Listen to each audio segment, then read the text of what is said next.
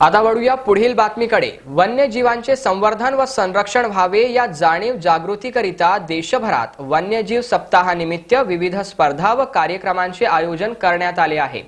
वन्यजीवांचे अस्तित्व हे जैवविविधतेकरिता पोषक असून त्यांचे जतन व संवर्धनासाठी पुढे येण्याचे आवाहन वन्यजीव अभ्यासक डॉक्टर जयंत वडतकर यांनी केले आहे। ऑक्टोबर महिन्याचा पहिला आठवडा देशभरात नुकताच वन्यजीव सप्ताह म्हणून साजरा केला गेला।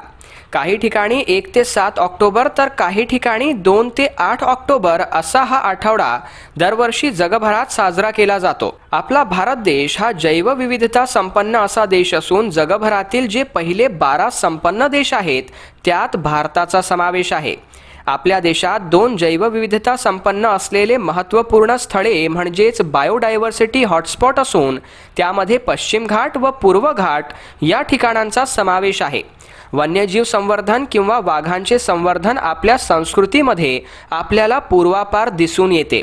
अलीकडे 2 शतकात झालेले औद्योगिकीकरण व शेतीचा विस्तार यामुळे जगभरातील जंगलांचे मोठ्या प्रमाणात नुकसान झाले असून जंगले संपल्यामुळे त्यातील वन्यजीव व जैवविविधता संपुष्टात येण्याच्या मार्गावर वाटचाल करीत आहे।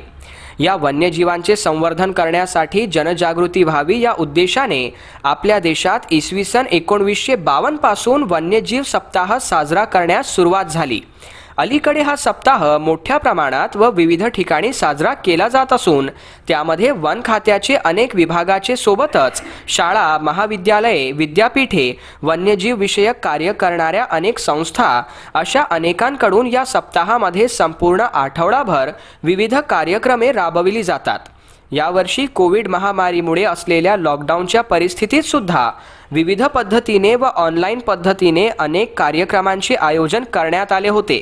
अशा कार्यक्रमांच्या आयोजनामुळे नवीन पिढीमध्ये व सामान्य नागरिकांमध्ये वन्यजीव संवर्धन विषयक जागृती होण्यास मदत होणार आहे। या संदर्भात वेक्सचे पदाधिकारी व वन्यजीव अभ्यासक डॉक्टर जयंत वडतकर यांनी दिली प्रतिक्रिया। भारत हा वन्यजीव संपन्न असा देश आहे।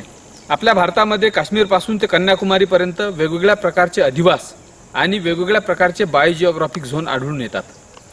या सर्व अधिवासामध्ये वेगवेगळ्या प्रकारचे वन्यजीवन सुद्धा आढळून येते। भारतामध्ये वन्यजीव संवर्धनाची जी प्रक्रिया आहे ती फार परंपरागत काळापासून सुरू आहे। व्याघ्र संवर्धन हे आपल्या महाभारत काळापासून आपल्याला काही श्लोकांमध्ये आढळून येते। अलीकडच्या काळात आपल्या देशात वन्यजीवाबद्दलचं संवर्धन व्हावं, वन्यजीवाबद्दलची जनजागृती व्हावी यासाठी 1952 पासून भारतामध्ये वन्यजीव सप्ताह साजरा केला जातो। ऑक्टोबर 1 ते 7 या दिवसात ऑक्टोबरच्या पहिल्या आठवड्यामध्ये देशभरात वन्यजीव सप्ताह साजरा केला जातो आणि या सप्ताहाअंतर्गत वनविभाग असेल किंवा वेगवेगळ्या वन्यजीव संबंधी कार्य करणाऱ्या संस्था असतील ह्या सर्व मिळून देशामधील वन्यजीवाबद्दलची जनजागृती करण्यासाठी ह्या सप्ताहात वेगवेगळे कार्यक्रम आयोजित केले जात असतात।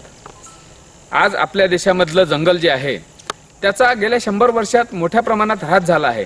त्यामुळे वन्यजीवन हे कमी होत असताना दिसत असतानाच मानव आणि वन्यजीव संघर्ष हा वाढताना दिसतो आहे। याबद्दल जर जनजागृती करायची असेल आणि वन्यजीव संवर्धन करायचं असेल तर आपल्याला जनजागृती हा एकमेव पर्याय आहे आणि यासाठीच वन्यजीव सप्ताहाचं महत्त्व आहे।